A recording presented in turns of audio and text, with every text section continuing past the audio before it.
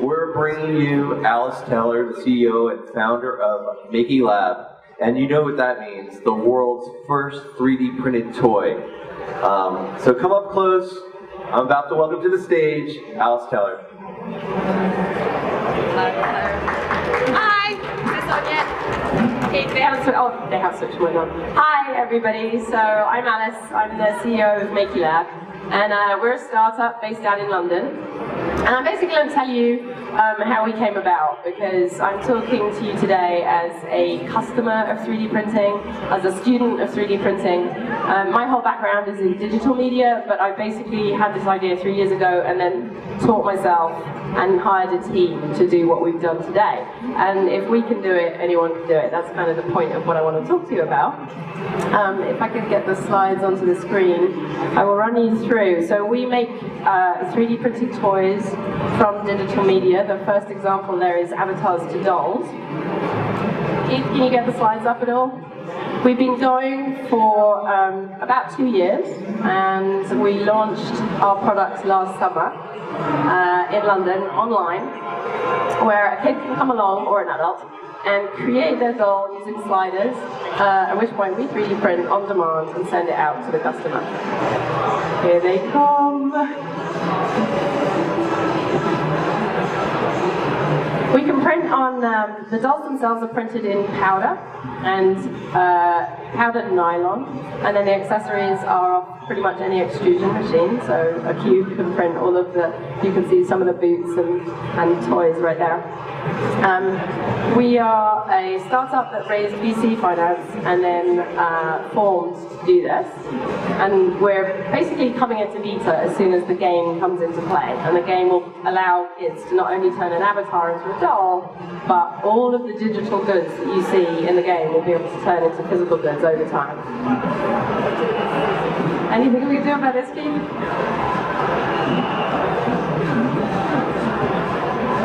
Okay, we're nearly there. I'm really sorry about this. So it's about 30 slides. I'll tell the story nice and quick, if we can get through it.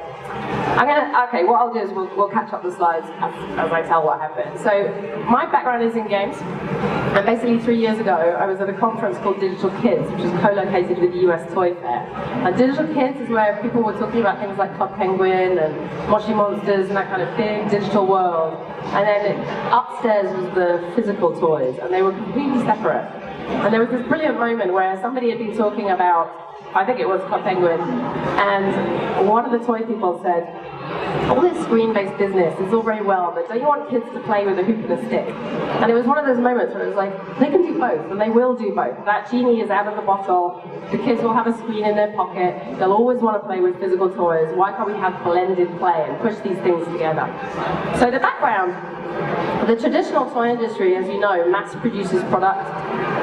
It's not normally tailored to the individual. It's made in bulk, usually in the Far East, and then shipped over to the States or wherever. It sits in a warehouse, goes into a store, large marketing budget, and then you find out whether your customer wants it. 3D printing turns this on its head. So our toys are printed on demand. We only make a sale when somebody has decided they want to purchase something, which means no wastage, very easy, low shipping, no storage, happy customers. The other thing is with 3D printing is every single toy is unique to each customer, which creates a really strong connection. We've been going for just over 1.5 years, and we haven't had one return yet. So the kids that are buying the toys, they really feel connected to that toy, and that it's very special to them, unlike a lot of toys actually which end up being played with for about 10 minutes and then go into landfill. What else can I tell you without having the slides right in front of me? Have I got it? There we go, alright. So this is a really interesting book actually, The Real Toy Story. It tells the story of the American, German and British toy industries and the wholesale move to China. And the book by Cory Doctorow, Makers, which came out in 2009, which describes this idea of, 3D printing and making your own things. And it was from there, so I'll just nip through. One of the first things that happened when Cory wrote that book was a customer of his book modeled the front of his book, 3D printed that thing, and then sent it through the post. And it was one of those moments, this is 2010, when we opened it, and it was like, oh my god, that thing just was made real instantly. It's that magic, right? So this was 2010, also the time of virtual goods. I was playing games where you could buy things digitally, and that was it. You'd spend money on stuff that didn't exist. I played a lot of World of Warcraft, and one of the first things that happened in the 3D printing world was you could print your World of Warcraft character. This was an amazing feeling. After having spent 4 years playing something, you could suddenly have a tangible kind of souvenir of your time in this virtual world. That's obviously printed on a 3D Systems machine, and that gave me the idea for the dolls. So the other thing, we started with dolls because they're the biggest toy category, but also girls are pretty underserved. The traditional industry tends to want to make things all but the same, because it goes back to that idea of once you have lots of things in a warehouse, you're taking a big risk. You don't want to take too much of a risk, so everything tends to look exactly the same as everything else because they know it sells. I'm always feeling sorry for that guy who's clearly being caught in the act of buying something pink. American Girl, you guys are, I'm sure, very familiar with. In Europe, it's not in Europe, so I often have to explain what American Girl is, but they attempt, well they do, customization by brute forcing the problem. So if you go to American Girl, you can choose from one of 40 dolls. And if you have curly hair and brown eyes, it's actually kind of more like 1 in 3. But they sell it as a me doll, if you like. And American Girl is an 800 million a year business for Mattel and a significant part of their profit growth. So they've kind of shown that the customization aspect is extremely popular, but they can only take it so far with traditional manufacture. So we effectively create an avatar builder. You literally use your finger to slide around, and it changes the shape of the eyes and the nose and the mouth. And the files get printed and sent to the machines. And then within 2 weeks, we deliver a completely unique doll to the customer. We're in retail in the UK, in a place called Selfridges, but this is what you can buy off the shelf, is the box, which you could take home and make the doll, and then we make them in London. We're printing in Amsterdam and the UK, so we're making dolls. I don't think dolls have been made in London since Victorian times, and we're actually in a big old building, so it's kind of like 100 years later, what goes around comes around, which is really cool. And we achieved toy status, so it's a capital T thing, because basically when you want to make toys for kids 3+, you have to pass toy safety certification. So the nylon in the powder is a bioplastic, you could eat it, it's completely safe, and we put it through all of the testing and the filaments included. So now that that's happened, pretty much anybody can do that, so if you want to have a go, have a go.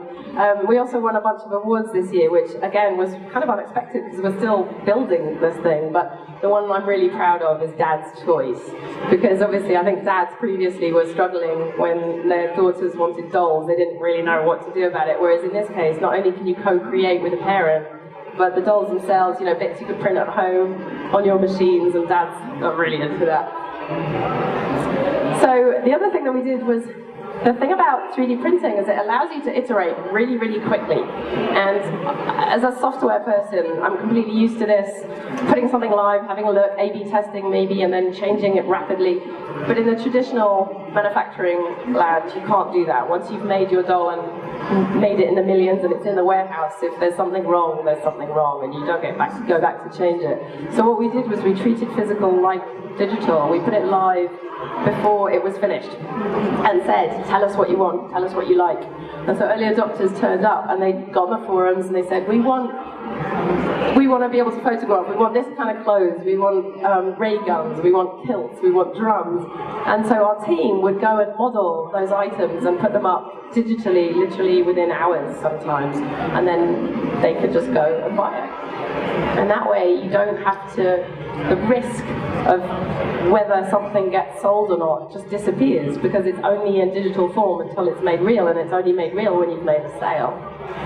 So they helped us figure out all sorts of things, like skin color was one of them. The nylon powder comes in white, bone white, and we wanted to do skin color, and so they were boiling the dolls in ink, and we were boiling the dolls in tea and coffee and all sorts of stuff, and it worked. We do the same with all of the clothes. We make some of the clothes, we put the patterns online, and we encourage people to make their own versions and share amongst themselves. And so the whole idea being that the making aspect is the creativity aspect comes through all of this new manufacturing, which again is just very, very hard to do with traditional. So we launched an app this year, and that's when with skin colors, and that's when it really started to take off. Characters started emerging. So these are all from our customers. This lady made a doll using IKEA cutlery drawers. That's a modified little IKEA system there. This is one of our customers in Dubai. She's pretty much bought everything that we've ever modeled so far. A professional doll lady turned up and said, this is what happens when you put makeup on them. And in fact, you can just put real makeup on them. So she taught us that, and she was so awesome at it that we hired her. And then some really weird characters started turning up. We ended up having to make a doll for the Prime Minister and Prince Harry. And you can see they're really enjoying playing with it. So men do like dolls.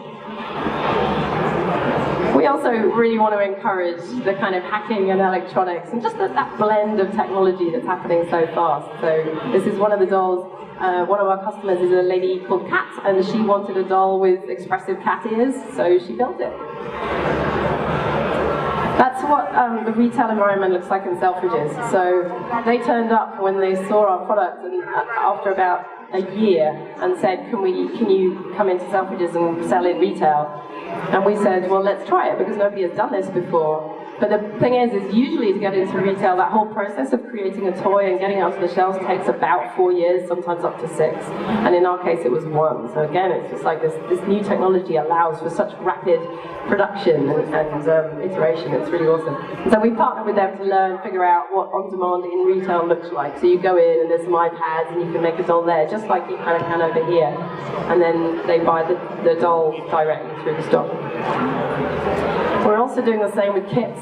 So both with your own online store and with Selfridges, we make very short runs of test kits, put them on, see how fast they sell, and then iterate like that. And that's a print your own. All of the files are on that little 3D printed USB drive, and then the cloth kit is on display as well.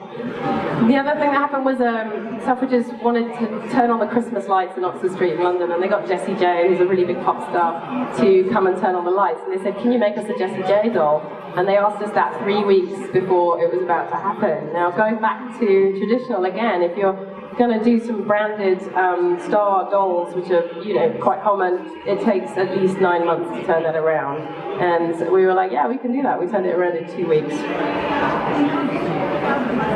And there's Jessie holding her doll, and she stuck it on Instagram, and it got like 35,000 people liking it within seconds. So that was really, really cool for us. Thank you, Jessie. I mentioned that we consider ourselves still in alpha beta. The game is about to come out. The game is, as I mentioned, where kids will be able to make things through machines in the game, which you'll then all be able to make real. At that point, we'll figure that we're in beta. So there'll be little mini digital 3D printers in the game, textile printers, that kind of thing. And kids will be able to, in some cases, only have a physical object once they've achieved something digitally. So once they've, I don't know, we do something educational, level up, hit level 20, that's when you get together wings. And that goes back to that World of Warcraft example I gave you, where you basically have a trophy for having achieved something, and it sets in that little bit of rarity, like this is what I have done. And kids are, they love that. They really love it, and they will sit there and play and create for hours, and that is such a joy to see. And that's basically thanks to all of this new manufacturing. As I said right at the beginning, we're all self-taught in this, and that's again one of the just pretty miraculous things that's happened, in my lifetime. The fact that people can turn up and not have a product design background or a manufacturing background, and have a go, and then turn it into a business. And so you can all do that too if you're not doing it already. That's me. Thank you very much. You can have a look over there. You can try it at Makie.me, and maybe if you've got any questions, I'd be happy to answer them. Thank you.